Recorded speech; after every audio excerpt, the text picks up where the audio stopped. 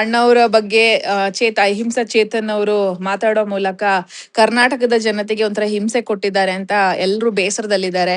ನೀವು ಅಣ್ಣವರ ಅಪ್ಪಟ ಅಭಿಮಾನಿ. ಅಣ್ಣವ್ರ ಅಂದ್ರೆ ಒಂಥರ ನೀವು ಭಾವುಕರಾಗ್ತೀರ ನಾನ್ ಕಂಡಂಗೆ. ಏನ್ ಹೇಳೋದಕ್ಕೆ ಇಷ್ಟಪಡ್ತೀರಮ್ಮ?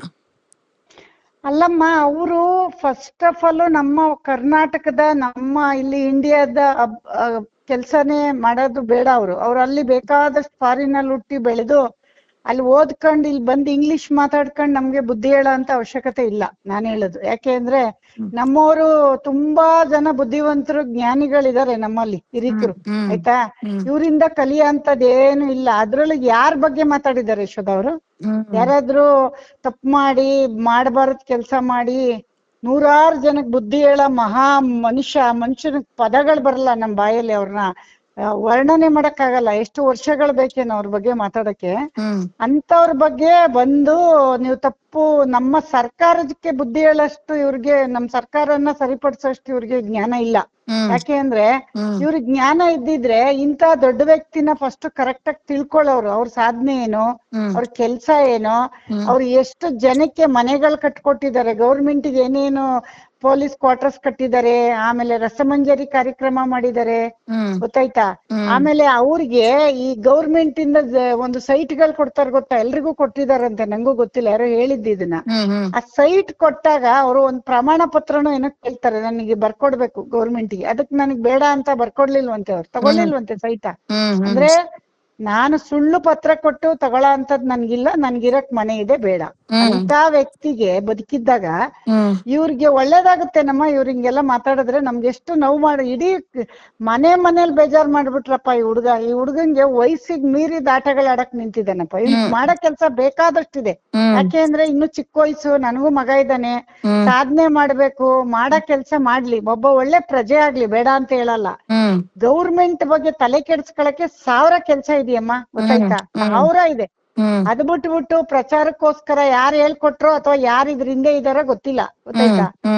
ಬಂದು ನಮ್ಮ ಅಣ್ಣವ್ರ ವಿಷಯ ಎತ್ಕೊಂಡು ಎಂತ ಒಂದು ಕೋಪ ಬರುತ್ತೆ ಅಂದ್ರೆ, ನನ್ಗೆ ಎಷ್ಟು ಆಗಿರ್ ಕಪಾಳಕ್ ಹೋಗಿ ಬರ್ಸ್ಬಿಡ್ತಾ ಇದ್ದೆ, ಅಷ್ಟು ಕೋಪ ಬರುತ್ತೆ.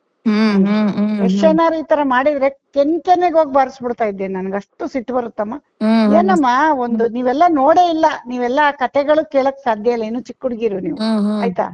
ನಾವೆಲ್ಲ ನಮ್ ತಾಯಿ ಅವರೆಲ್ಲ ಏನಾದ್ರು ಸುಮ್ನೆ ಅಣ್ಣವ್ರಿಗೆ ಏನಾದ್ರು ಸುಮ್ನೆ ರೇಗ್ಸೋರು. ನಮ್ಮ ಅಕ್ಕನ ಮಕ್ಳೆಲ್ಲ ಹೋಗಿ, ಅಮ್ಮ ಅಜ್ಜಿ ಅವ್ವ ಅನ್ನೋದು ನಮ್ ಕಡೆ ಅಜ್ಜಿಗೆ, ಅವ್ವ ಅಣ್ಣವ್ರಿಗೆ ಹುಷಾರಿ, ಏನಾಯ್ತು ಅಂತ ಊಟನೇ ಮಾಡ್ತಿರ್ಲಿಲ್ಲಮ್ಮ. ಅವರೆಲ್ಲ ಅಷ್ಟು ಹಿರಿಕರು ನಮ್ ಕಡೆ, ಅವ್ರನ್ನ ಇಷ್ಟಪಡ್ತಾರೆ ಹಳ್ಳಿಲಿ ಅಣ್ಣವ್ರನ್ನ.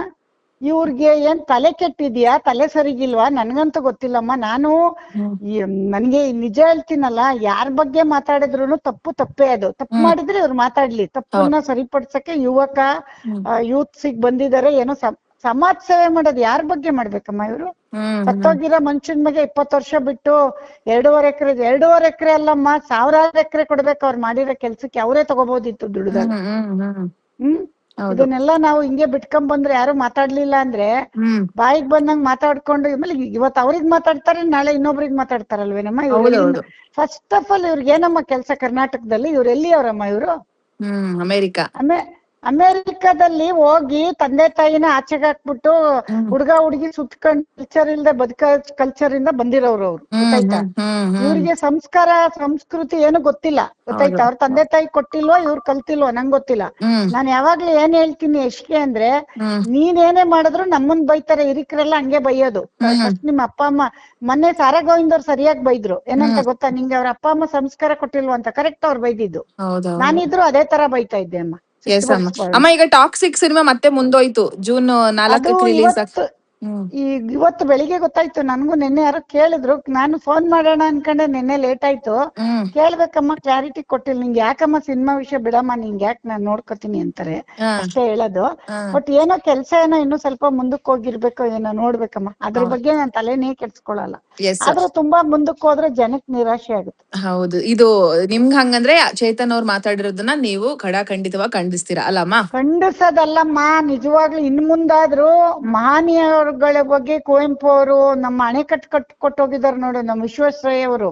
ಅವರು ಕುಡಿಯೋ ನೀರ್ ಕೊಟ್ಟು ನಮ್ಮ ಇದನ್ನ ಡ್ಯಾಮ್ಗಳು ಕಟ್ಕೊಟ್ಟೋಗಿದಾರಲ್ಲ, ಅವರೆಲ್ಲ ದೀಪದ ಕೆಳಗೆ ಓದಿ ನಮ್ಗೆಲ್ಲ ಕೊಟ್ಟೋಗಿದಾರಮ್ಮ. ನಮ್ಮಲ್ಲಿ ಎಂತೆಂತ ದೊಡ್ಡ ವ್ಯಕ್ತಿಗಳಿದಾರಮ್ಮ. ಮರ ಕೊಟ್ಟೋಗಿದಾರೆ ನಮ್ಗೆ ಊಟ ಮಾಡ್ಲಿ, ಮಕ್ಳು ತಿನ್ಲಿ ಅಂತ, ಗೊತ್ತಾಯ್ತಾ? ಅದ್ರಲ್ಲಿ ಬಿಡ್ಸ್ಕೊಂಡ್ ತಿಂತಿರೋದು ಸುಮ್ಮನೆ ತಿನ್ಬೇಕು ಇವ್ರು, ಜಾಸ್ತಿ ಮಾತಾಡಕ್ ಹೋಗ್ಬಾರ್ದು.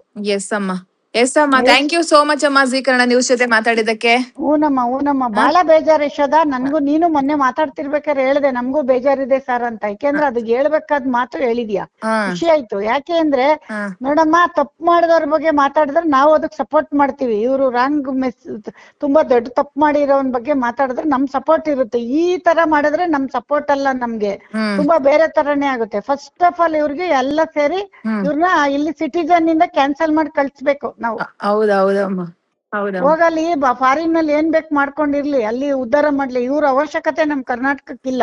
ಇವ್ರು ಉದ್ಧಾರ ಮಾಡೋ ಅಂತದ್ ಏನು ಇಲ್ಲ. ಮಾಡಿದ್ರ ಒಳ್ಳೆ ರೀತಿಲಿ ಮಾಡ್ಲಿ, ನಾನ್ ಹೇಳೋದು ಎಸ್ ಅಮ್ಮ. ಅಷ್ಟೇ ಯಶೋದ.